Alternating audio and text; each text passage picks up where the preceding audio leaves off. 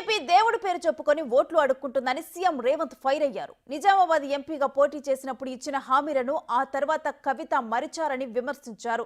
పసుపు బోర్డు తెస్తానని చెప్పిన ధర్మపురి అరవింద్ కూడా మోసం చేశారన్నారు.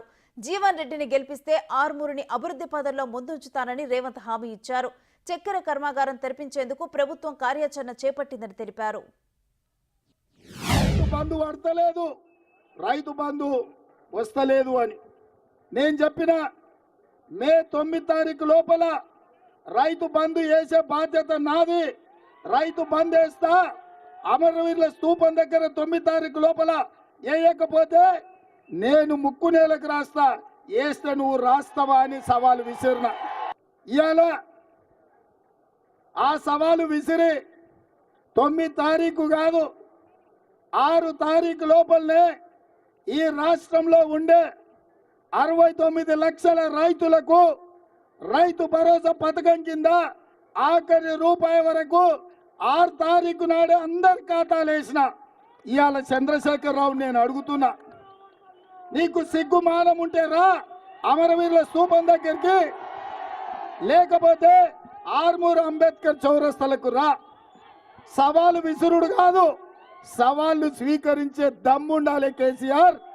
ఇవాళ మొత్తం రాష్ట్రంలో ఉండే 69 లక్షల మందికి రైతు భరోసా పథకంలో అందరికీ నిధులు వేసిన ఏ రైతు ఖాతాలైనా మీరు పోయి చూడండి, మీకు నిధులు వచ్చినాయా లేదా ఆలోచన చెయ్యండి.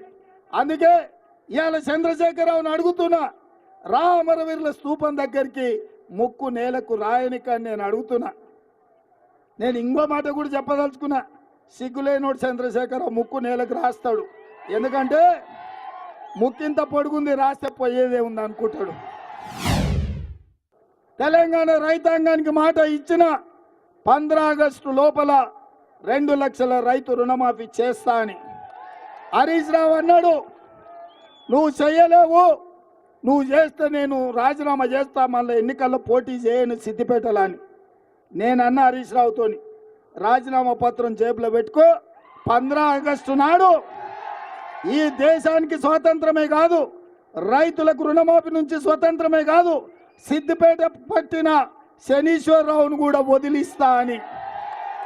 అందుకే ఇవాళ ఆర్మూరు ప్రజలకు, ఆర్మూరు రైతాంగానికి, నిజామాబాద్ రైతాంగానికి నేను మాట ఇస్తున్నా. ఆర్మూరు సుద్దులగుట్ట సాక్షిగా 15 ఆగస్టు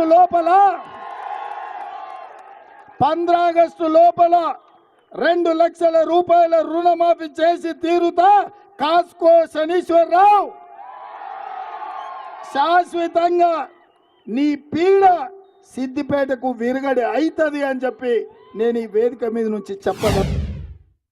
2014లో బీఆర్ఎస్ని గెలిపించను, 2019లో బీజేపీని గెలిపించరు. వారిని చూసిండ్రు, వీరిని చూసిండ్రు, ఇద్దరు కలిసి మిమ్మల్ని నిండా ముంచిండ్రు. ఒక్క అవకాశం జీవనన్నకి ఇవ్వండి. జీవనన్న ఆయనే స్వయంగా రైతు సమస్యలు తెలిసినోడు, పెద్ద మనిషి. ఆ బీజేపీ అయినా అహంకారం 6 అడుగులు ఉంటే ఎట్లుంటుందో బీజేపీ వాడికి అట్లుంటాడు. ఇక్కడ ఉన్నోళ్ళు చెప్పండి ఎంత అహంకారం ఉంటుందో బీజేపీ అభ్యర్థికి మీరు చూడండి. గ్రామాలలో పెద్దోళ్ళని అడగండి, ఆయన బలుపు, ఆయన వాపు అవమానించే విధంగా 6 అడుగులకు అహంకారం ఉంటే అరవింద్ అవుతాడు తప్ప జీవనన్నలాక రైతు కాడు. అందుకే జీవనన్న మనోడు, మన మధ్యలో ఉండేటోడు, మన రైతు, మన కష్టం తెలిసినోడు, మన కాలం తెలిసినోడు. రైతు కష్టం వస్తుంది ఎట్లుంటుందో ఆయననే స్వయంగా రైతుగా చూసినోడు.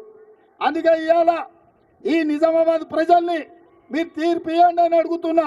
10 ఏళ్ళు మన ప్రభుత్వం ఉంటుంది. మీ సమస్యల్ని పరిష్కరించే బాధ్యత, మీ చక్కెర కర్మాగారం తెరిచే బాధ్యత, మీ పసుపుకు గిట్టుబాటు ధర ఇచ్చే బాధ్యత, మీ ఎర్రజొన్నలు పండించిన వాటికి ధర చెల్లించి తీసుకునే బాధ్యత, మీరు పండించే వడ్లకు 500 రూపాయలు ఇచ్చే బాధ్యత మన ప్రభుత్వం తీసుకుంటుంది. ప్రతివాడు దేవుడు అంటాడు, అక్షింతలు ఇస్తాడు. నేను అడుగుతున్న ఈడ 90% మా హిందూ సోదరులు ఉన్నారు, మా హిందూ బంధువులు ఉన్నారు. ఎక్కడైనా కళ్యాణం కాకుండా అక్షింతలు వస్తాయా? మనం పెళ్లికి ఎప్పుడైనా వెళ్తే కళ్యాణం అయినాకనే కదా మన చేతులు అక్షింతలు పెడతారు వేయమని. భద్రాచలంలో అయినా అయోధ్యలో అయినా రాముల వారి కళ్యాణం అయినాకనే కదా మనకు అక్షింతలు ఇస్తే మనం అక్షింతలు వేసి దండం పెట్టుకునేది. మరి రాముల వారి ప్రతిష్ట కంటే 15 రోజుల ముందే బీజేపీ వాళ్ళు ఇంటింటికి అక్షింతలు తెచ్చి పంచిండ్రు. ఇది హిందూ సాంప్రదాయమా అని నేను అడుగుతున్నా. ఇది దేవుడిని మోసం చేయడం కాదా? దేవుడి పేరు మీద ఓట్లు అడుక్కోవడం, ప్రజల్ని మభ్యపెట్టడం కాదా? ఇవాళ బీజేపీ వాళ్ళు తెగబడి హిందూ సాంప్రదాయాలకు వ్యతిరేకంగా రాముడి ప్రతిష్ట జరగకంటే ముందే 15 రోజుల ముందే అక్షింతలు ఎక్కడి నుంచి వచ్చినాయని నేను బీజేపీ నాయకులను అడుగుతున్నా. వేద పండితులకు నేను దండం పెట్టి చెప్తున్నా, సాంప్రదాయం ఏందో మీరు ప్రజలకు చెప్పండి. మేమందరం హిందువులం కాదా? మేం దేవుళ్ళకు మొక్కలేదా? శ్రీరాముడికి పూజ చేయలేదా? మేము హనుమంతుడిని కొలవలేదా? ఇవే కాదు, మా గ్రామాలలో మేమందరం వ్యవసాయం చేసుకునేటోళ్ళం. ఎల్లమ్మకు, పోషమ్మకు, మైసమ్మకు కోడిని కోసినాం, కళ్ళు కోసినాం. మన రైతులం ఏం చేస్తామే? పంట చేతికొచ్చేటప్పుడు మన ఇంటి దైవమైన పోషమ్మకో, ఎల్లమ్మకో, మైసమ్మకో దండం పెట్టుకొని, అమ్మ తల్లి తల్లగా చల్లగా చూడు, నీకు కోడి కోసినాం, కళ్ళు కోసినాం అని చేస్తున్నామా లేదా? చేయలేదా మనము? బీజేపీ వచ్చి మనకు నేర్పాలా? బీజేపీ వచ్చి మనకు భక్తి గురించి, పూజల గురించి చెప్పాలనా? దేవుడు గుడిలో ఉండాలి, భక్తి గుండెల్లో ఉండాలి. వాడే నిజమైన హిందువు. దేవుడు గుడిలో ఉండాలి, భక్తి గుండెల్లో ఉండాలి. వాడే అసలైన హిందువు తప్ప బజార్లో పోటీ దేవుడి బొమ్మ పెట్టి ఓట్లు అడుక్కునేటోడు బిచ్చపోడైతాడు తప్ప భక్తుడు ఎట్లయితాడు? బస్ స్టాండ్ల ముందు అప్పుడప్పుడు మనం చూస్తాం, పెద్ద స్తంభాలం పెట్టుకొని అయ్యప్ప బొమ్మ పెట్టుకొని, అయ్యా నా కాళ్ళు లేవు, నాకు చేతులు లేవు, నా కళ్ళు లేవు, దేవుణ్ణి చూసి పిచ్చమెయ్యి నేను బతుకుతా అని. అట్లనే ఇవాళ బీజేపీ వాళ్ళు బొచ్చల ఓట్లు అడుగుతున్నారు. ఇంతకు మించిన దుర్మార్గం, ఇంతకు మించిన హిందూ ధర్మాన్ని వంచడం ఎక్కడైనా ఉంటుందా? అందుకే మిత్రులారా, ఇవాళ మన ధర్మాన్ని కాపాడుకోవాలి, మన రైతులను ఆదుకోవాలి, మన పసుపు బోర్డు తెచ్చుకోవాలి, మన చక్కెర పరిశ్రమ తెరుచుకోవాలి అంటే పెద్దలు జీవనన్న గెలవాలి.